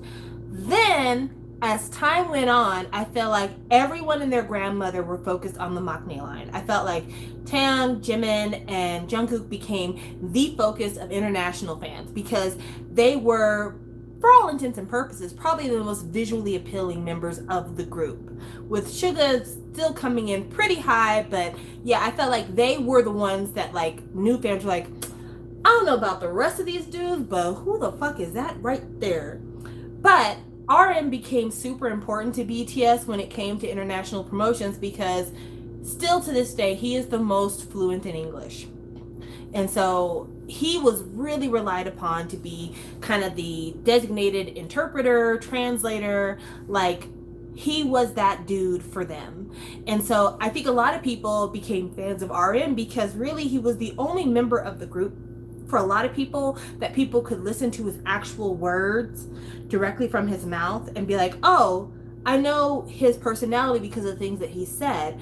Even though the other members have done their parts in trying to learn English and have been more vocal recently than they were in the past, still RM was like the most conversational in English, the one who seemed the most comfortable with the language, and a lot of people tended to focus on him for that very reason. But the maknae line in terms of like photo card sales and merchandise sales, hell, as many minutes as they get or frames that they get in each video, it is the maknae line. It is absolutely people forget that Jin is in that group. They really do. Like, people forget that Jin is in that group. And so I don't feel like a lot of people are fans of RM and Jungkook and like the rest of the group is falling off. I really do feel like everyone is focused on maknae line and then RM just because they understand what he's saying. And that's unfortunate because I feel like I miss when people were really excited about RM and Suga because I miss Suga's production. Like, he's so good with all the stuff he produces for other people that I just don't understand why BTS is not using his productions more. But that is my personal bone to pick. So, Mason hurt my feelings the other day and I told him, why would you do me like this? I think I've already told this story, but like he said, at this point in the game, there are more people who became fans of BTS after Blood, Sweat, and Tears than people who were fans of BTS before. And I was like, you have not only told a fact, but you have wounded my heart. Because, I mean, I've been on here so many times and talked about how, like, nothing's as good as Young Forever. Not even thinking about the fact that, like, Young Forever was before Blood, Sweat, and Tears. And a lot of their international, like, activity really began with Blood, Sweat, and Tears in a lot of ways. And so there's a lot of fans who don't feel that way. The majority of fans don't feel that way. There's a lot of people that for them, the heyday of BTS was the Love Yourself series, because that was when they first like really dived deep into BTS. Hell, there are some people who were like, I became a fan because of Dynamite. There might even, gosh, can you imagine?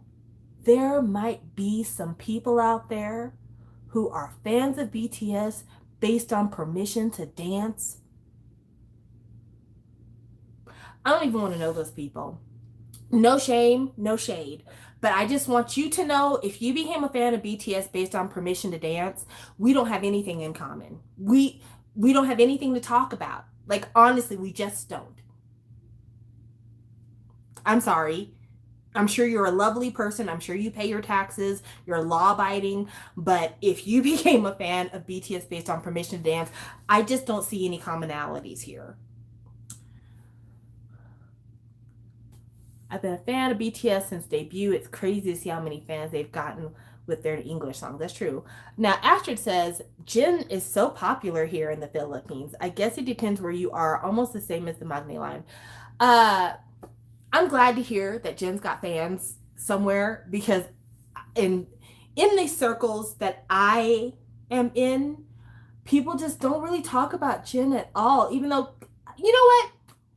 Juanaid, Carolyn here on YouTube, Jin is her bias. So that is a very prominent person who is a fan of Jin. I was just because of DNA, but that I became a fan because of Miss Right. See, there you go. So yeah, there are people who are fans of Jin, and he's got a look that's very popular in certain circles. Fans in Asian countries really like Jin, LOL. Is that why he calls himself worldwide handsome? I hope so, because I don't see it. I don't see it, but that doesn't mean anything. That doesn't mean anything. Actually, I have feelings about Jin, and my feeling about Jin is this. I feel like I would love to see him do a mixtape. Like just the way that RM and Suga have done mixtapes.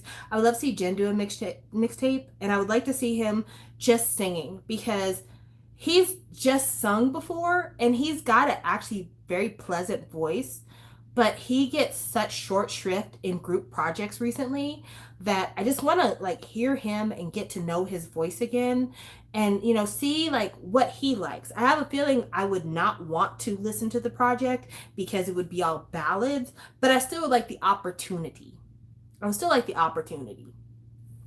But yeah, like in the circles that I have been in, man, every fucking thing that the Magne line does is just I can definitely see the Magne line angle, surely. I just have a bone to pick with Big Hit pushing them too hard. Cookie in particular, the way we see it. The way I see it. Jungkook is very interesting. Like, if I was one of those people... Okay.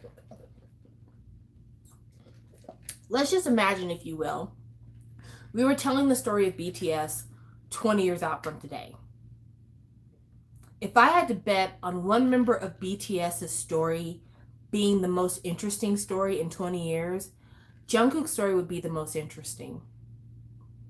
Because there's a lot going on behind the scenes with that young man. And I'd like to know what it is. I'd like to know what it is. Like,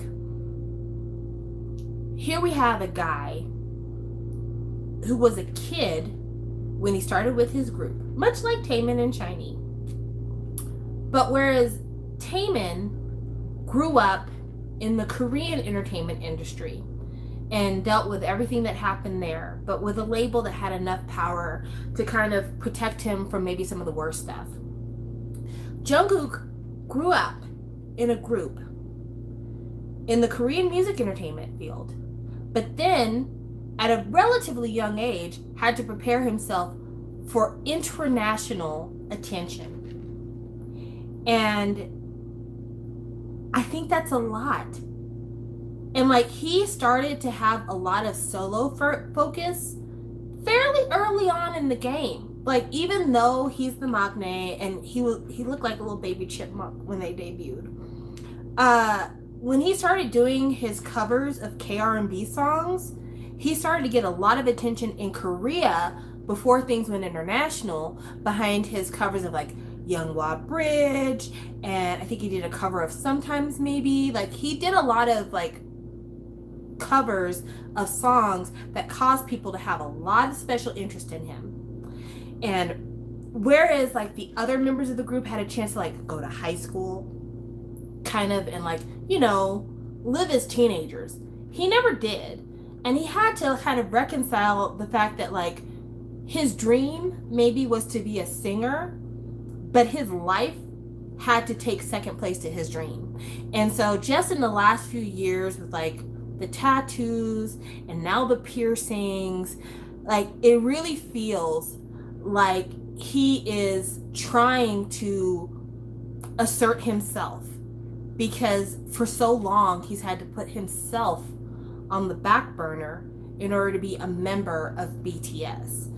And so in 20 years, the stories that kid's gonna have to tell are gonna be amazing. And let's not forget, I almost forgot it when I was thinking about it, because he was so young, he got taken advantage of a lot when they were a young group. You all remember the big scandal about the managers that were bullying BTS early on, and they were like specifically bullying Jungkook. Like, he was the one that they were like pushing, and that was a huge scandal when that first came out.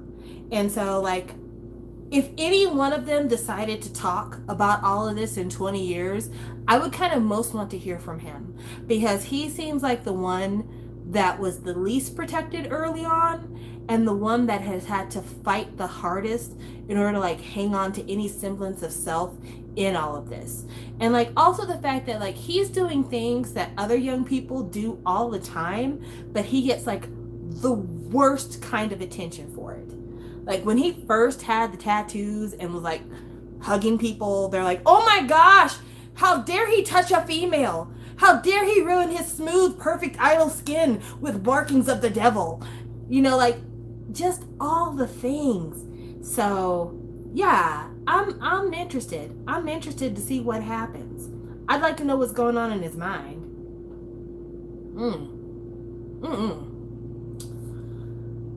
I don't know. And also, like, if any of them was to decide not to go to the military, I would put my money on him. I feel like him and possibly Jimin would be the two that would be like, I don't feel like going to the military. I feel like Taeyang would be glad to get away. I hope the tattoo artist friend is doing okay too. I felt so bad for her because she was like, I have a boyfriend. He was hugging me, but I have a man. And like, even if I was fucking him, like maybe if I was involved in some polyamory or whatever, he's grown, I'm grown, what the fuck? So yeah, I hope she's doing all right, because people were like super rude to sis.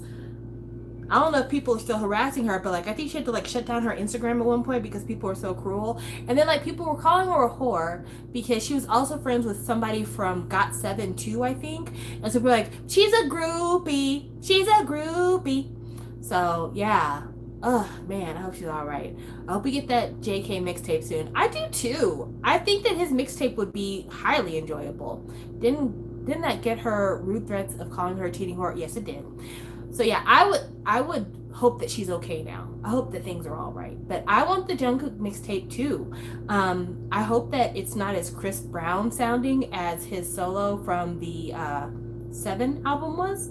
But yeah, I would like to hear his mixtape. I'd like to see what he would do. You know,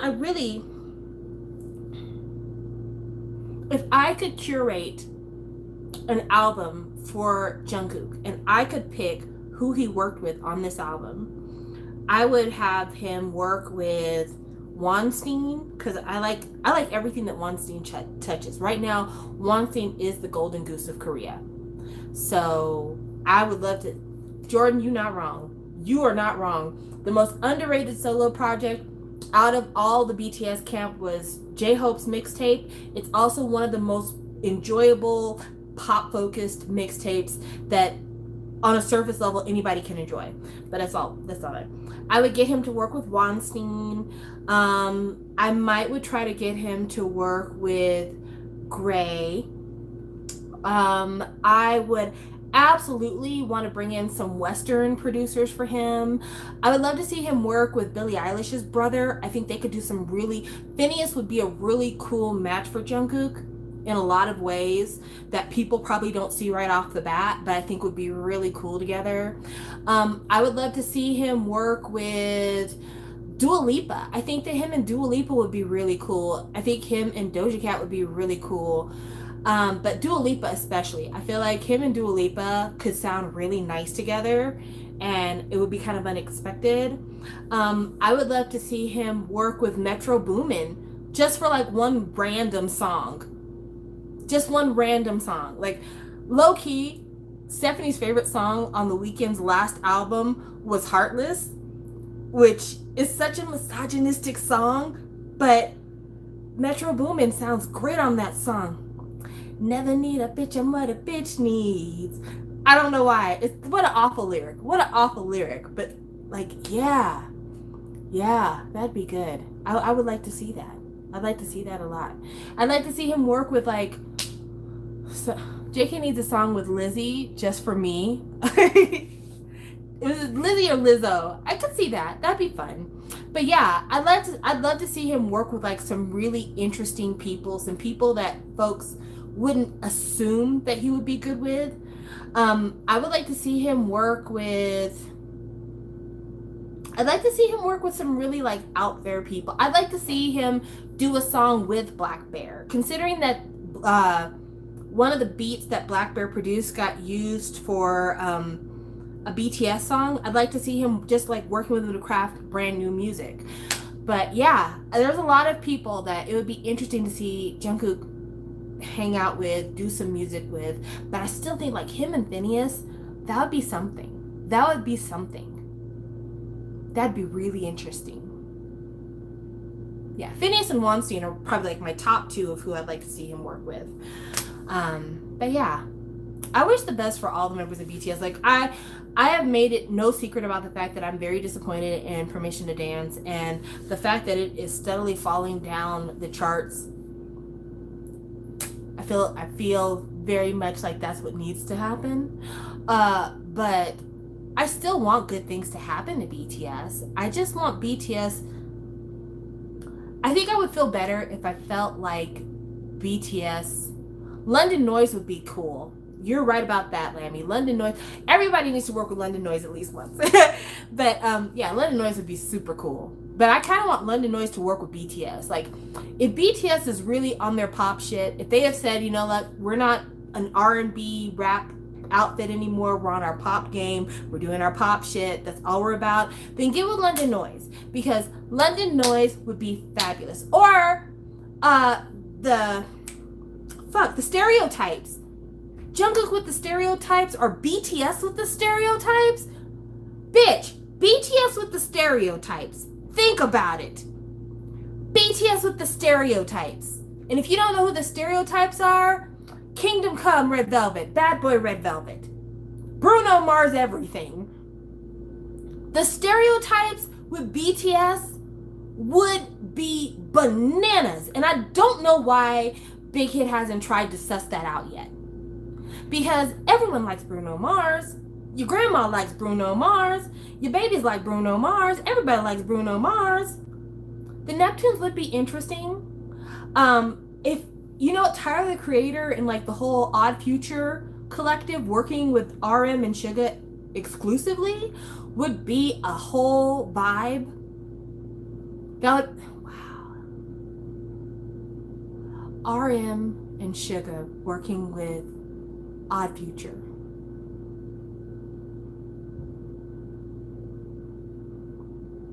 I'm sorry, my mind just.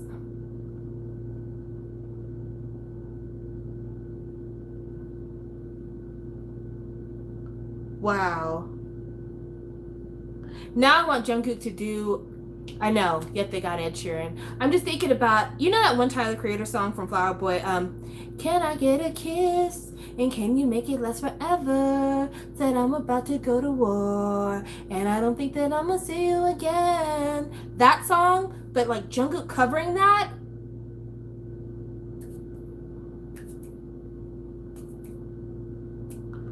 That would be amazing. That would be amazing. Also, by the way, if you like really chill, vibey music and you don't mind listening to something that's a little bit older, Tyler Creator has a Tiny Desk concert that he did with NPR. Amazing. It's such a good vibe. And the song that I was singing just then is the song that he did with Kali Uchis, which Kali Uchis and Jungkook would be a vibe. I think everyone would appreciate that because her voice can get kind of smoky and his voice can get kind of high, and the two of them together, it could be cool. It could be cool. Actually, Jimin and Kali Uchis might be very interesting as well. I could see that too. That'd be interesting as well. Could you imagine Jimin doing a cover of Telepatia? I could see that. Her would be an interesting look for BTS. That would be an interesting. I would dig that. I could see her doing something with Taeyong. I think that those two would have a good time together. Yeah.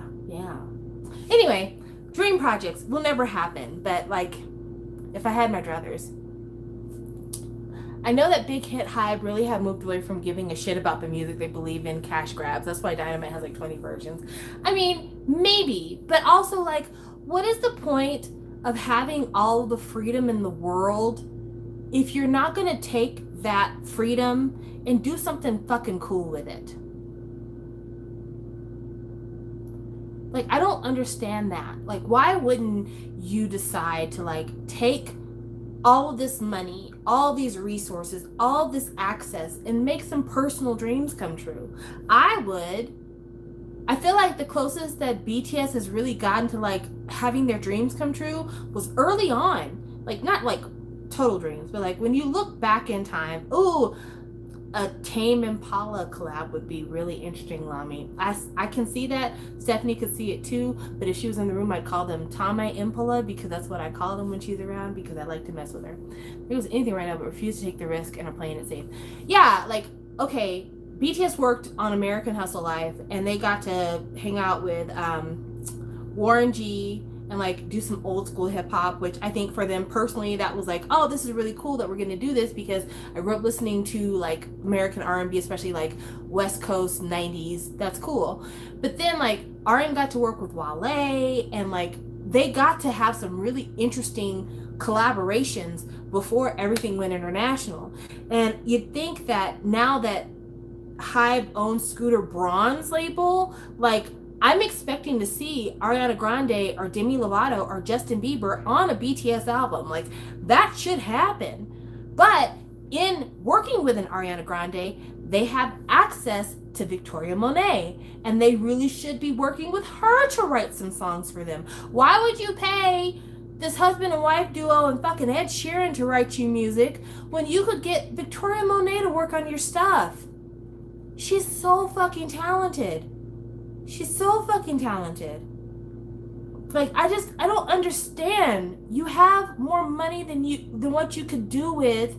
You have all the access in the world, yet and still you don't know what to do with it, or you're not even trying to do anything with it. You have Justin Bieber's team. You have everyone that Justin Bieber. Fuck. I'm surprised that BTS isn't doing something with DJ Khaled at this point. Fuck out of here.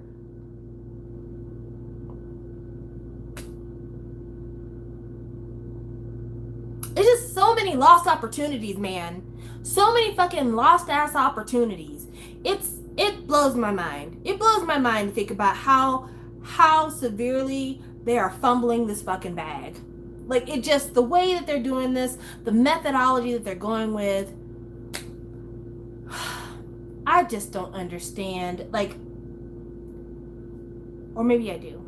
Maybe it's because I'm coming at this with a black perspective, and Hybe is coming at this with a not black perspective. Because from a black perspective, I'm listing all of these R&B and pop and hip hop people, and maybe Hybe is thinking, no, we want the Taylor Swifts of the world, the Ed Sheerans of the world, the, I don't know, name another hot white act. They're looking for that kind of stuff. Maybe they're like, can we get a collaboration with the Kid Laroi? Maybe that's what they're looking at. And that's why I'm not getting it, because they're like, when is Machine Gun Kelly gonna be free? Maybe that's what they're doing, and they're going in a totally different direction. And, you know, maybe BTS is a lot like Justin Timberlake. You know, come up off the backs of black music and black production styles, but really are super divorced from the community. I mean, they did give a great amount of money to Black Lives Matter, but maybe that's like, well, we can at least give you this much considering how successful we have been with, you know, black music.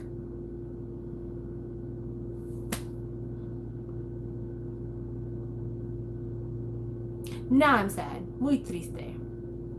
Anyway, I'm gonna go because I got stuff to do today. I'm supposed to watch Yuri on Ice. I think that's today. Mason, are we filming tomorrow? Let me know in the chat. I think, yes, we're filming tomorrow, so I have to watch Yuri on Ice again. I've watched it already before. I got a t-shirt and everything, but I just have to go back and look at the salient points and watch it with a reviewer's eye rather than a purely enjoyment eye, because you're welcome. But if you guys are interested, Mason and I are going to be doing a review of Yuri on Ice. It will appear on his channel next week. We did a review of Young Royals that's on his channel currently. Spoiler alert, didn't like the show. And also, what else is going on with us? Oh, Astrid, do you watch BL? Let me know in the comment section, because I have a question to ask you if you do. Since Astrid's in the Philippines, I have to ask her this. If she's still on the chat, she might be off already. Aw, damn it. Because I was going to ask you if you watched the Game Boys movie. I've been thinking about reviewing that one. Oh, thank you, Sarah. I'm glad that you liked our Young Royals video. That you love the show. Oh, that's funny. That's funny. Apparently Sarah loves the show and enjoyed our review, even though we savaged the fucking show. Also, I am Team August. So Asher said, never got into BL. Damn it. I was going to ask you if you watched the Game Boys movie, because I want to watch the Game Boys movie. And I'm like, is it really as popular as people are saying it is? Because I'm not on the floor in the Philippines, so I don't know if that's true or not. But I enjoyed the Game Boys hashtag Team August all day, baby. All day. All day. Anyone who's wanting to watch our review of Young Royals, I just want you to know now, I am rooting for the villain. The villain is my favorite character in the entire show. I thought that the main characters, the protagonists, were bullshit. Whereas I am very, very happy with Team August. Killing you being Team August, give me creepy fans. Listen! Maybe the LGBT community only and teens. Aw, it's sad to hear. Anyway, cool. I'm glad you confirmed that for me. Now I don't feel as bad about the fact that we haven't already watched the Game Boys movie. But anyway, thank you guys for joining me. This has been a lovely time. Anyone who just got on the live, I talked about the whole Seungri situation very early on in this live stream, but this live stream is now coming in at almost 2 hours, so I've got to get off. Oh, and I did order Shiny Superstar albums. I actually got 2 copies in the mail. I have Minho's version of Shiny Superstar single, and I have the regular group edition. I got Key's photo card, and there's like 4 photo cards for this album for each group member. Yikes. And there's 2 limited editions, so I have to get limited A, limited B, and I have to get all 4 of Minho's photo cards. But once I get all that, I will do a live stream where I show you guys those things, but I haven't gotten them yet, and I hope to get them soon, because what I want to do is I want to redo my Shiny photo cards, and I want to redo my shiny collection video and show all of my shiny albums. But it's gonna be a while before I do that because I got some shit to do. Did not like most of the photo cards for Shiny's latest single, LOL. Nintendo's photo cards are nice. I just think that the photo card formats were weird. There's like a clear card, and then there's a white card, and then there's a business card, and then there's a casual card. It's weird. It's weird. We can talk about that another time. But anyway, thank you guys so much for watching. I will talk to you guys later. Bye.